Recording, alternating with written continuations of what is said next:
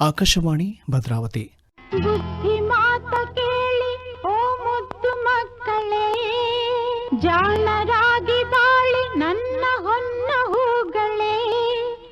ಮಕ್ಕಳಿಗಾಗಿ ವಿಶೇಷ ಕಥಾ ಸರಣಿ ಪಂಚತಂತ್ರ ಕತೆ. ನೀವು ಎಲ್ಲೇ ಇರಲಿ, ನಾಳೆ ಹೇಗೆ ಇರಲಿ, ಜನ ಮೆಚ್ಚುವಂತೆ ನೀವಿರಬೇಕು. ಮಕ್ಕಳ ಇವತ್ತಿನ ಕಥೆ ಯಾವುದು ಗೊತ್ತಾ? ಮಜವಾಗಿದೆ. ಕಬ್ಬಿಣವನ್ನು ತಿಂದಂತಹ ಇಲಿಯ ಕಥೆ. ಏನ ಇಲಿ ಕಬ್ಬಿಣನ ತಿನ್ನುತ್ತೆ, ಹೇಗ್ರಿ ಸಾಧ್ಯ ಅಂತ ನೀವು ಕೇಳ್ತೀರಿ ಅಲ್ವಾ? ಆದರೆ ಈ ಕಥೆಯಲ್ಲಿ ಆ ಒಂದು ಟ್ರಿಕ್ನ ಉಪಯೋಗಿಸಿದ್ದಾರೆ. ಎಂಥ ಮಜವಾಗಿದೆ ಗೊತ್ತಾ? ಕೇಳ್ತೀರಾ? ಒಂದಾನೊಂದು ಕಾಲದಲ್ಲಿ ಒಂದಾನೊಂದು ಊರಿನಲ್ಲಿ ಜೀರ್ಣಧರ ಅಂತ ಒಬ್ಬ ವ್ಯಾಪಾರಿ ಇದ್ದ. ತುಂಬ ಒಳ್ಳೆಯವನು ಅವನು. ಬಹಳ ಸಾತ್ವಿಕ ಸ್ವಭಾವ, ಯಾರಿಗೂ ಮೋಸ ಮಾಡ್ತಾ ಇರಲಿಲ್ಲ. ಎಲ್ಲರಿಗೂ ಉದಾರವಾಗಿ ತನ್ನ ಹತ್ರ ಇರುವಂಥ ವಸ್ತುಗಳನ್ನು ಕಡಿಮೆ ಲಾಭ ಇಟ್ಕೊಂಡು ಒಳ್ಳೊಳ್ಳೆ ವಸ್ತುಗಳನ್ನು ಮಾರಾಟ ಮಾಡ್ತಾಯಿದ್ದ. ಹಾಗಾಗಿ ಅವನ ಹತ್ರ ಸಾಲ ಹೇಳೋದು, ಎಲ್ಲರೂ ಆಶ್ರಯದಾತರು ಎಲ್ಲರೂ ಇದ್ದರು. ತುಂಬ ಜನ ಬಂದು ನನಗಿವತ್ತು ಊಟಕ್ಕಿಲ್ಲ, ನನಗಿವತ್ತೇನಾದರೂ ಕೊಡು ಅಂತ ಕೇಳೋದು, ದಾನ ಧರ್ಮ ಅಂತ. ಹಾಗಾಗಿ ಅವನಿಗೇನಾಯಿತು, ಒಂದು ಸಲ ವ್ಯಾಪಾರದಲ್ಲಿ ಸೋಲು ಉಂಟಾದಾಗ ಪೂರ್ತಿ ಕೈ ಖಾಲಿ ಆಗಿಬಿಡ್ತು. ದಾನ ಮಾಡೋದು ಕಡಿಮೆ ಆಗಲಿಲ್ಲ, ವ್ಯಾಪಾರ ಮಾತ್ರ ಸೋಲಾಗೋಯ್ತು.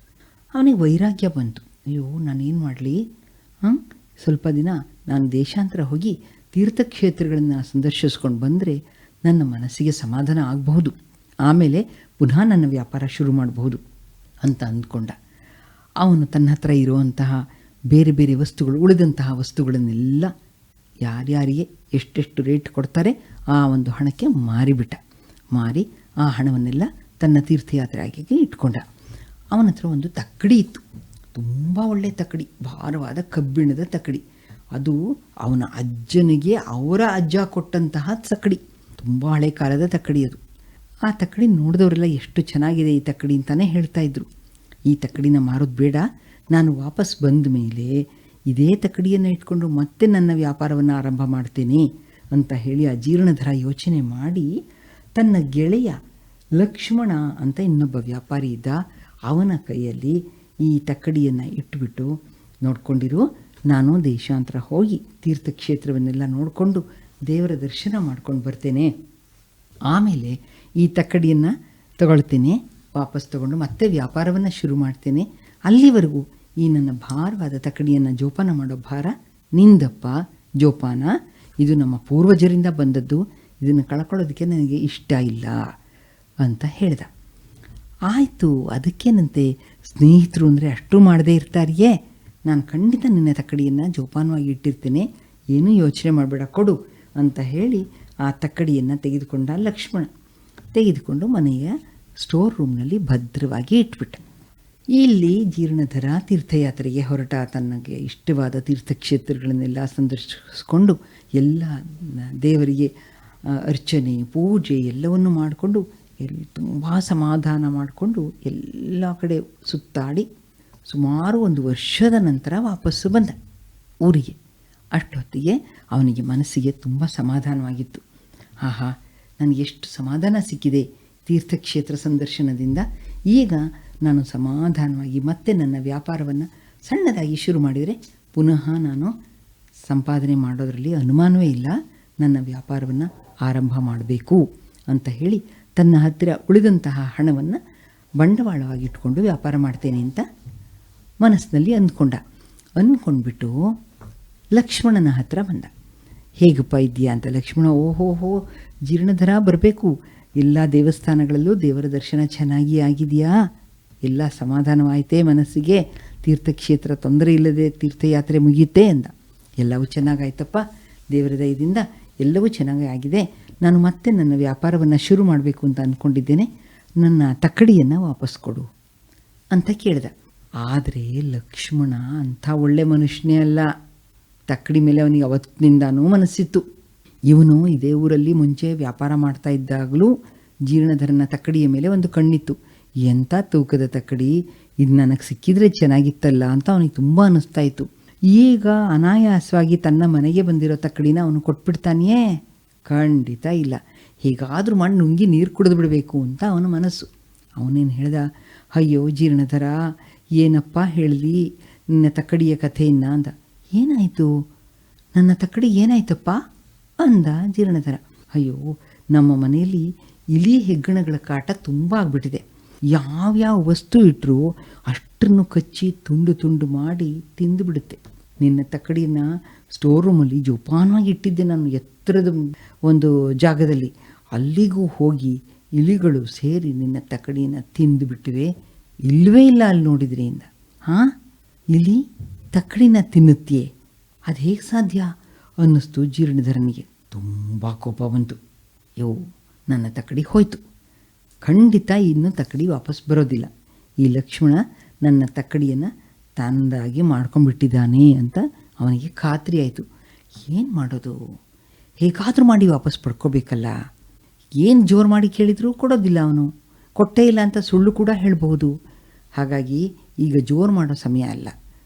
ಜೋರು ಮಾಡದೆ ಒಳ್ಳೆ ಮಾತಿನಿಂದ ಆ ತಕ್ಕಡಿಯನ್ನು ನಾನು ಮತ್ತೆ ಪಡ್ಕೊಳ್ಬೇಕು, ಒಳ್ಳೆ ಉಪಾಯದಿಂದ ಪಡ್ಕೊಳ್ಬೇಕು ಅಂತ ಹೇಳಿ ಎಲ್ಲ ಭಾವನೆಗಳನ್ನು ಮುಚ್ಚಿಟ್ಕೊಂಡು, ಹೌದೇ ಹೀಗಾಗಿ ಹೋಯ್ತೆ, ಅಯ್ಯೋ ಇಲ್ಲಿ ಹೆಗ್ಗಣಗಳು ಸದ್ಯ ತಕ್ಕಡಿಯನ್ನೇ ತಿಂದುಬಿಟ್ರಿ, ಇನ್ನೇನು ತಿಂದಿಲ್ಲ ತಾನೇ, ನಿನ್ನ ಮನೆ ಬೇರೆ ವಸ್ತುಗಳೆಲ್ಲ ಜೋಪಾನವಾಗಿದೆ ತಾನೇ, ಅಯ್ಯೋ ಅನ್ಯಾಯವೇ, ಅದಕ್ಕೆ ನನ್ನ ತಕ್ಕಡಿನೇ ಬೇಕಿತ್ತೇ, ಹೋಗಲಿ ಬಿಡು, ಇನ್ನೇನು ಮಾಡೋಕ್ಕಾಗುತ್ತೆ, ನಾನು ಹೊರಡ್ತೀನಪ್ಪ ಅಂತ ಹೇಳಿ ಹೋಗ್ಬಿಟ್ಟ. ಹೋಗಿ ಮಾರನೇ ದಿನ ಲಕ್ಷ್ಮಣನ ಮನೆಗೆ ಬಂದ್ಬಿಟ್ಟು, ಅಯ್ಯ ಲಕ್ಷ್ಮಣ, ನನಗೆ ಒಂದು ಸಣ್ಣ ಸಹಾಯ ಮಾಡಬೇಕಲ್ಲ ಅಂತ. ಏನು ಅಂತ ಕೇಳಿದ. ನಾನು ಇವತ್ತು ಹೊಳೆಯಲ್ಲಿ ಸ್ನಾನ ಮಾಡಬೇಕು, ನನ್ನ ಹತ್ರ ಇರೋದು ಇಷ್ಟೇ ಬಟ್ಟೆಗಳು, ಇದನ್ನು ಎಲ್ಲಿಟ್ಟರೂ ಹಾಳಾಗಿಬಿಡುತ್ತೆ, ಇದು ನಾನು ಉಟ್ಕೋಬೇಕು, ಸ್ನಾನ ಆದಮೇಲೆ ಉಡಬೇಕಾದಂತಹ ಬಟ್ಟೆ ಇದು. ಅಲ್ಲಿ ಮೇಲಿಟ್ಟರೆ ಮಂಗಗಳು ಯಾರಾದರೂ ಬಂದು ತೊಗೊಂಡು ಹೋಗ್ಬಿಡ್ಬೋದು, ಮಂಗಗಳ ಕಾಟ ತುಂಬ ಆಗಿಬಿಟ್ಟಿದೆ.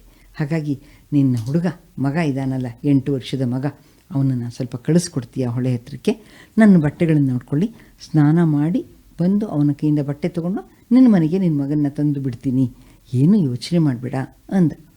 ಇಲ್ಲ ಅಂತ ಹೇಳೋಕ್ಕೆ ಆಗಲಿಲ್ಲ ಲಕ್ಷ್ಮಣನಿಗೆ. ನಿನ್ನೆ ತಾನೇ ತಕ್ಕಡಿಯನ್ನು ತೊಗೊಂಡಿದ್ರೂ ಏನೂ ಹೇಳಿದೆ ಸುಮ್ಮನೆ ಇದ್ದಾನೆ, ಈಗ ನಾನೇನಾದರೂ ತಕರಾರು ಮಾಡಿದರೆ ಇನ್ನೇನಾದರೂ ತೊಂದರೆ ಆಗಿಬಿಡ್ಬೋದು ಅಂತ ಹೇಳಿ, ಆಗ್ಲಪ್ಪ ಅದಕ್ಕೇನಂತೆ ಅಂತ ಹೇಳಿ ಮಗನನ್ನು ಕರೆದ್ಬಿಟ್ಟು, ನೋಡಪ್ಪ ಮಗು, ಇವ್ರ ಜೊತೆ ಹೋಗು ನೀನು, ಇವರು ನನ್ನ ಗೆಳೆಯರು, ಜೀರ್ಣಧರ ಅಂತ ಇವ್ರ ಹೆಸರು, ಇವರು ಸ್ನಾನ ಮಾಡ್ತಾರೆ, ಇವ್ರ ಬಟ್ಟೆಗಳನ್ನು ನೋಡ್ಕೊ. ಅವ್ರು ಸ್ನಾನ ಮಾಡಿ ಹೊಳೆಯಿಂದ ಮೇಲೆ ಬಂದ ತಕ್ಷಣ ಆ ಬಟ್ಟೆಗಳನ್ನು ಅವರಿಗೆ ಕೊಟ್ಬಿಟ್ಟು ಮನೆಗೆ ಬಂದುಬಿಡು, ಅವ್ರ ಜೊತೆನೇ ಮನೆಗೆ ಬಾ, ಬೇಗ ಬಾ ಅಂತ ಹೇಳಿ ಕಳಿಸ್ದ. ಆಯಿತು ಅಂತ ಹೇಳಿ ಜೀರ್ಣಧರ ಮಗುವನ್ನು ಕರೆದುಕೊಂಡು ಹೋಗಿ ಸ್ನಾನ ಮಾಡಿಕೊಂಡು ಆಯಿತು. ಬೆಳಿಗ್ಗೆ ಹೋಗಿರೋದು ಸುಮಾರು 8-8:30 ಹೊತ್ತಿಗೆ. ಮಧ್ಯಾಹ್ನ ಆಯಿತು, ಸಾಯಂಕಾಲ ಆಯಿತು, ರಾತ್ರಿ ಆಯಿತು, ಮಗು ಬರಲೇ ಇಲ್ಲ. ಲಕ್ಷ್ಮಣನಿಗೆ ಗಾಬರಿ ಆಯಿತು. ನನ್ನ ಮಗ ಎಲ್ಲಿ ಅಂತ ಜೀರ್ಣಧರನ ಹುಡ್ಕೊಂಡು ಹೋದ. ಜೀರ್ಣಧರನೂ ಸಿಗ್ತಾ ಇಲ್ಲ. ಹೊಳೆ ಹತ್ರ ಹೋದರೆ ಎಲ್ಲೂ ಇಲ್ಲ. ಓಹೋ, ನನ್ನ ಮಗನಿಗೇನೋ ಆಗ್ಬಿಟ್ಟಿದೆ ಅಂತ ಗಾಬರಿ ಆಗ್ಬಿಡ್ತು ಅವನಿಗೆ. ಲಕ್ಷ್ಮಣ ಏನು ಮಾಡ್ದ, ಗಾಬರಿಗೊಂಡು ಜೀರ್ಣಧರನ ಮನೆಗೆ ಹೋದ. ಜೀರ್ಣಧರನ ಮನೆ ತುಂಬ ದೂರ ಇತ್ತು. ಹೋಗ್ಬಿಟ್ಟು, ಏನಯ್ಯ ಜೀರ್ಣಧರ, ನನ್ನ ಮಗನ್ನ ನಿನ್ನ ಬಟ್ಟೆ ನೋಡ್ಕೊಳ್ಳೋದಕ್ಕೆ ಅಂತ ಕಳಿಸ್ದೆ, ಬೆಳಿಗ್ಗೆ ಬೇಗ ಕಳಿಸು ಅಂದರೆ ಇವತ್ತು ರಾತ್ರಿ ಆಗ್ತಾಯಿದೆ, ಇನ್ನೂ ಬಂದಿಲ್ಲ ನನ್ನ ಮಗ, ಏನಾಯಿತು, ನನ್ನ ಮಗ ಎಲ್ಲಿ, ಏನು ಮಾಡ್ತಾ ಇದ್ದೀಯ ನೀನು, ನನ್ನ ಮಗನ ವಾಪಸ್ ಕಳಿಸು ಅಂತ ಜೋರು ಮಾಡ್ದ. ಆಗ ಜೀರ್ಣಧರ ತುಂಬ ಸಪ್ಪೆ ಮುಖ ಮಾಡಿಕೊಂಡು ಕಣ್ಣಲ್ಲಿ ನೀರು ಹಾಕ್ಕೊಂಡು, ಅಯ್ಯೋ ಏನಪ್ಪ ಹೇಳಲಿ, ನಾನು ನಿನ್ನ ಮಗನ ಕೈಯಲ್ಲಿ ನನ್ನ ಬಟ್ಟೆಗಳನ್ನೆಲ್ಲ ಕೊಟ್ಟು ಹೊಳೆಯ ಮೆಟ್ಟಿಲಿನ ಮೇಲೆ ಕೂಡಿಸಿದ್ದೆ. ನಾನು ಹೊಳೆ ಒಳಗೆ ಇಳಿದು ಮುಳುಗು ಹಾಕಿ ಸ್ನಾನ ಮಾಡ್ತಾಯಿದ್ದೀನಿ, ಒಂದು ಗಿಡಗ ಬಂದುಬಿಟ್ಟು ಎಷ್ಟು ನಾನು ಕೈ ಚಾಚಿದೆ, ನೀರು ಎರಚಿದೆ, ಏನು ಮಾಡಿದರೂ ನನ್ನ ಕಡೆ ಗಮನ ಕೊಡದೆ ನಿನ್ನ ಮಗನನ್ನು ಎತ್ತಿಕೊಂಡು ಹೊರಟೇ ಹೋಯಿತು, ಗಿಡಗ ಹಾರಿ ಹೋಗ್ಬಿಡ್ತು ಅಂತ ಹೇಳಿದ. ಹಾಂ, ನನ್ನ ಮಗನನ್ನು ಗಿಡಗ ಎತ್ಕೊಂಡು ಹೋಯ್ತೆ, ಸಾಧ್ಯವೇ ಇಲ್ಲ, ನನ್ನ ಮಗ ತುಂಬ ತೂಕವಾಗಿದ್ದಾನೆ, ಅವನನ್ನು ಗಿಡಗ ಎತ್ಕೊಂಡು ಹೋಗೋಕ್ಕಾಗೋದೇ ಇಲ್ಲ, ಗಿಡಗನ ಕೈಲಿ ಅಷ್ಟು ಶಕ್ತಿ ಇಲ್ಲ, ಅದು ಹೇಗೆ ಹೇಳ್ತಿದ್ಯಾ ನೀನು, ಸುಳ್ಳು ಹೇಳ್ತಾ ಇದೀಯಾ, ನನ್ನ ಮಗ ಎಲ್ಲಿ, ಕಳಿಸು ನನ್ನ ಮಗನ್ನ ಅಂತ ಹೇಳಿ ಇವನು ಜೋರು ಮಾಡ್ದ ಲಕ್ಷ್ಮಣ. ಇಲ್ಲಪ್ಪ, ಖಂಡಿತ ಇಲ್ಲ, ನಾನು ಯಾತಕ್ಕೆ ಸುಳ್ಳು ಹೇಳಿ, ಹೌದು ನಿನ್ನ ಮಗ ಗಟ್ಟಿಯಾಗಿದ್ದ, ಶಕ್ತಿವಂತನಾಗಿದ್ದ, ಭಾರವಾಗಿದ್ದ, ವಯಸ್ಸಿಗೆ ಮೀರಿದ ತೂಕ ಇತ್ತು ಅವನಿಗೆ.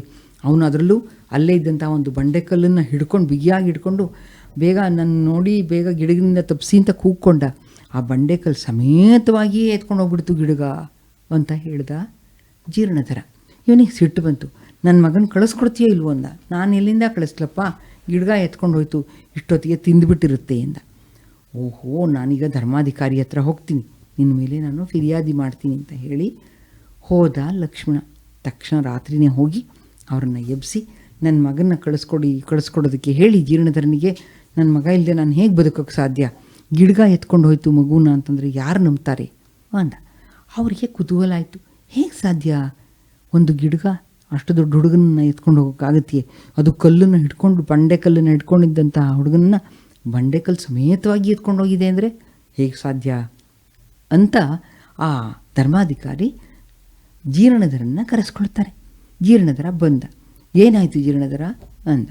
ಹೀಗೆ ನಾನು ಸ್ನಾನಕ್ಕೆ ಇಳಿದಿದ್ದೆ, ನಾನು ಮುಳುಗಿ ಹಾಕಿ ಎದ್ದೇಳೋ ಹೊತ್ತಿಗೆ ಒಂದು ದೊಡ್ಡ ಗಿಡ್ಗ ಬಂದುಬಿಟ್ಟು ಅವ್ರ ಮಗುನ ಎತ್ಕೊಂಡು ಹೋಗ್ಬಿಡ್ತು ಅಂದ. ಹೇಗಯ್ಯ ಸಾಧ್ಯ? ಕಲ್ಲು ಬಂಡೆ ಹಿಡ್ಕೊಂಡಿದ್ದ ಆ ಹುಡುಗ ಅಂತ ಹೇಳ್ತೀಯ, ಆ ಹುಡುಗ ತೂಕವಾಗಿದ್ದ ಅಂತ ಹೇಳ್ತೀಯ. ಒಂದು ಗಿಡ್ಗ ಸಾಮಾನ್ಯ ಪಕ್ಷಿ, ಅದು ಈ ಮಗುನ ಎತ್ಕೊಂಡು ಹೋಗ್ಬಿಡೋಕ್ಕಾಗತ್ತೆಯೇ? ಸಾಧ್ಯವೇ ಇಲ್ಲ ಅಂದ. ಯಾಕಾಗಲ್ಲ ಸ್ವಾಮಿ, 2-3 ಇಲಿಗಳು ಸೇರಿಕೊಂಡು ಭಾರವಾದ ಕಬ್ಬಿಣದ ತಕ್ಕಡಿಯನ್ನೇ ಕಚ್ಚಿ ಕಚ್ಚಿ ತಿಂದು ಹಾಕೋದು ಸಾಧ್ಯ ಆಗಿರುವಾಗ ಗಿಡ್ಗ ಮಗುನೇ ಎತ್ಕೊಂಡು ಹೋಗೋಕ್ಕಾಗಲ್ವೇ ಅಂದ ಜೀರ್ಣಧರ. ಹಾಂ, ಇಲಿ ಕಬ್ಬಿಣದ ತಕ್ಕಡಿನ ತಿನ್ನುತ್ತೀಯೇ, ಏನು ಸುಳ್ಳು ಹೇಳ್ತಾ ಇದ್ದೀಯಾ ನೀನು ಅಂತ ಕೇಳಿದ ಧರ್ಮಾಧಿಕಾರಿ. ನಾನು ಹೇಳ್ತಿರೋ ಸುಳ್ಳಲ್ಲ ಮಹಾಸ್ವಾಮಿ, ಇದು ಹೇಳ್ತಿರೋದು ಈ ಲಕ್ಷ್ಮಣ. ನನ್ನ ತಕ್ಕಡಿಯನ್ನು ಇಟ್ಕೊಳ್ಳಪ್ಪ, ತೀರ್ಥಯಾತ್ರೆ ಮುಗಿಸ್ಕೊಂಡು ಬರ್ತೀನಿ ಅಂತ ಕೊಟ್ಟರೆ ಇಲಿ ಕಚ್ಚಿ ತಿಂದುಬಿಡ್ತು ಅಂತ ಹೇಳ್ದ. ಇಲಿ ಕಬ್ಬಿಣವನ್ನು ತಿನ್ನಬೇಕಾದ್ರೆ ಗಿಡ್ಗ ಮಗುವನ್ನು ಎತ್ಕೊಂಡು ಹೋಗೋದ್ರಲ್ಲಿ ಆಶ್ಚರ್ಯ ಏನು ಅಂದ. ಅವನ ಉಪಾಯ ಧರ್ಮಾಧಿಕಾರಿಗಳಿಗೆ ಗೊತ್ತಾಯಿತು. ಸರಿ ಏನಪ್ಪ ಲಕ್ಷ್ಮಣ ಅಂದ. ಸ್ವಾಮಿ, ನನಗೆ ನನ್ನ ಮಗು ಬೇಕು, ತಕ್ಕಡಿಯನ್ನು ನಾನು ಈಗಲೇ ತಂದುಕೊಡ್ತೀನಿ. ಜೀರ್ಣಧರ, ನನ್ನ ತಪ್ಪಾಯಿತು, ನನ್ನ ದಯವಿಟ್ಟು ಕ್ಷಮಿಸು, ನಿನ್ನ ತಕ್ಕಡಿ ನನ್ನ ಹತ್ರ ಜೋಪಾನವಾಗಿದೆ, ದುರಾಸೆ ಪಟ್ಟುಬಿಟ್ಟೆ ನಾನು ಅಂತ ಹೇಳಿ ತಕ್ಕಡಿಯನ್ನು ತಂದು ಕೊಟ್ಟ. ಮನೆಯಲ್ಲಿ ಇಟ್ಟು ಚೆನ್ನಾಗಿ ಹಣ್ಣು ಹಂಪಲು ಎಲ್ಲವನ್ನ ಕೊಟ್ಟು ಮುದ್ದಾಗಿ ನೋಡ್ಕೊಳ್ತಾ ಇದ್ದಂತಹ ಲಕ್ಷ್ಮಣನ ಮಗನನ್ನು ಜೀರ್ಣಧರ ಕರ್ಕೊಂಡು ಬಂದು ಧರ್ಮಾಧಿಕಾರಿಗಳಿಗೆ ಒಪ್ಪಿಸ್ದ. ಅಲ್ಲಿಗೆ ಜೀರ್ಣಧರನಿಗೆ ಆತನ ತಕ್ಕಡಿ ಸಿಕ್ಕ ಹಾಗೆ ಆಯಿತು. ಚೆನ್ನಾಗಿದೆಯಾ ಕತೆ? ಗೆಳೆಯರಲ್ಲಿ ಸ್ನೇಹ ಪ್ರೇಮ ತುಂಬಿರಬೇಕು, ಬಡವರನ್ನು ಪ್ರೀತಿಸುವ ಗುಣವಿರಬೇಕು, ಯಾರಲ್ಲೂ ನೋವು ತರಬಾರದು. ಇದುವರೆಗೆ ಮಕ್ಕಳ ಕಥಾಸರಣಿ ಪಂಚತಂತ್ರ ಕತೆ ಕೇಳಿದಿರಿ. ಪ್ರಸ್ತುತಿ ಎಂ.ಎನ್. ರಾಣಿರತ್ನರಾವ್. ಈ ಕಾರ್ಯಕ್ರಮ ಆಕಾಶವಾಣಿ ಭದ್ರಾವತಿ ಕೇಂದ್ರದಿಂದ ಪ್ರಸಾರವಾಯಿತು. ಈ ಕಥಾ ಮಾಲಿಕೆಯು ಆಕಾಶವಾಣಿ ಭದ್ರಾವತಿ ಯೂಟ್ಯೂಬ್ನಲ್ಲೂ ಲಭ್ಯವಿದೆ.